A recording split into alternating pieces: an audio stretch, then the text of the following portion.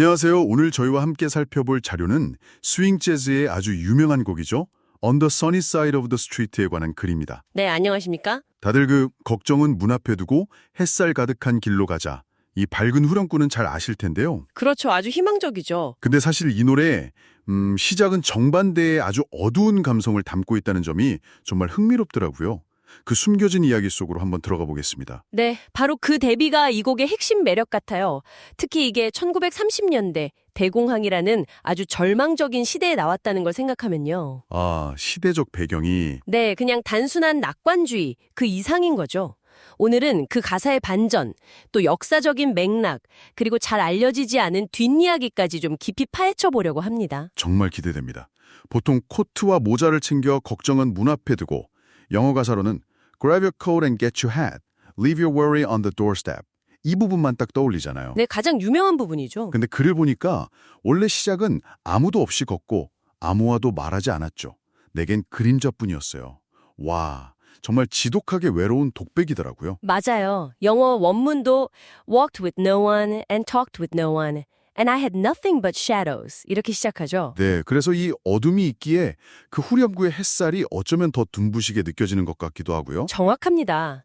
그 깊은 절망감에서 당신이라는 어떤 존재를 통해서 비로소 희망을 발견하고 양지로 나아가는 그런 극적인 전환을 보여주는 거죠. 아, 당신이라는 존재요? 네. 여기서 당신은 물론 사랑하는 연인일 수도 있고요. 아니면 삶의 어떤 멘토 혹은 자기 내면의 긍정적인 목소리일 수도 있어요. 생각해볼 여지가 많죠. 그러네요. 그 당신의 의미를 생각해보니 가사가 좀 더 깊게 와닿네요. 네. 혹시 당신에게도 그런 어둠 속에서 길을 밝혀주는 햇살 같은 존재가 있는지 이런 질문을 던지게 만들기도 하고요. 근데 이런 희망적인 노래가 하필 미국 역사상 가장 암울했다는 그 대공황 시기에 나왔다는 점, 이게 참 아이러니하면서도 뭔가 대단하게 느껴져요. 그렇습니다. 작곡가 지미 맥휴 그리고 작사가 도로시 필즈가 이 곡을 만든 게 딱 1930년이었어요. 1930년. 네, 바로 1929년 월스트리트 대폭락 그 직후였죠. 루 레슬리즈 인터내셔널 리뷰라는 브로드웨이 뮤지컬 리뷰쇼에서 처음 공개됐습니다. 아, 뮤지컬 쇼에서요? 그냥 노래로만 나온 게 아니었군요. 네, 뭐랄까 여러 노래, 춤, 짧은 연극 같은 거 엮어서 보여주는 버라이어티 쇼 같은 무대였어요. 그렇군요. 그런 시대적 배경 때문에 단 한 푼 없어도 록펠러처럼 부자가 될 거예요. 이 가사. 아, If I never have a cent, I'll be rich as Rockefeller? 그렇죠. 이게 그냥 돈 얘기가 아니라 어떤 상황에서도 희망을 잃지 않는 그런 마음의 부유함. 이걸 노래하는 것처럼 들려서 당시 사람들에게 정말 큰 위로가 됐겠어요. 네, 핵심적인 부분입니다. 물질적인 것 이상의 가치를 이야기하는 거죠. 그래서 그 쇼 자체는 95회 만에 금방 막을 내렸다고 해요. 아, 쇼는 흥행하지 못했군요.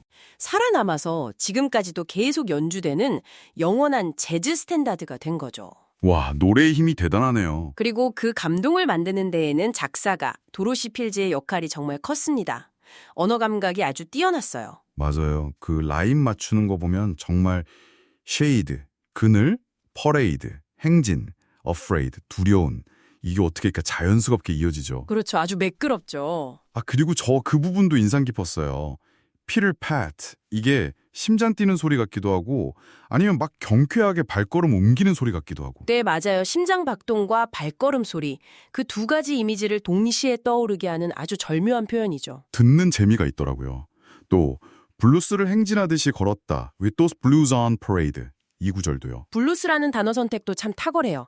그냥 우울감, 슬픔 이걸 넘어서서요. 네. 당시 아프리카계 미국인들이 겪었던 어떤 슬픔과 한이 담긴 음악 장르. 그 블루스의 문화적인 맥락까지 생각하게 만들거든요. 슬픔조차도 뭔가 당당하게 드러내면서 걸어간다. 이런 느낌을 주죠. 아, 그런 깊은 뜻이. 이런 섬세한 가사를 담은 곡인데 처음부터 지금 우리가 아는 것처럼 막 경쾌한 느낌은 아니었다면서요. 버전 이야기도 흥미로웠어요. 네, 맞아요. 1930년에 테드 루이스 악단이 처음 녹음한 버전이 있거든요. 네. 그건 템포가 꽤 느렸어요. 그런데도 인기가 많아서 당시 차트 2위까지 올라갔다고 합니다. 느린 버전이 2위요? 신기하네요. 네. 그리고 해리 리치먼이라는 가수가 부른 버전도 같은 해에 나왔는데 그 버전에는 지금은 잘 안 부르는 도입부 가사까지 다 포함되어 있고요. 아, 그 어두운 독백 부분이요. 네, 맞습니다. 우리가 지금 흔히 아는 그 발랄한 스윙 버전은 그 뒤로 좀 시간이 지나서 1945년에 트럼본 연주자 토미도시 악단의 편곡이 크게 히트하면서 대표적인 스타일로 자리를 잡게 된 겁니다. 아하, 토미도시 버전이 결정적이었군요.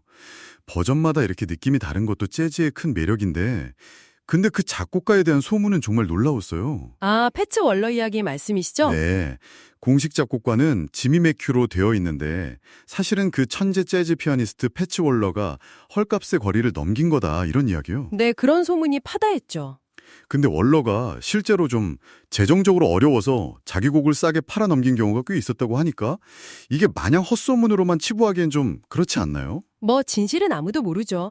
하지만 그런 뒷이야기가 있다는 것 자체가 곡에 또 다른 어떤 결을 더해주는 건 분명 사실인 것 같습니다. 맞아요.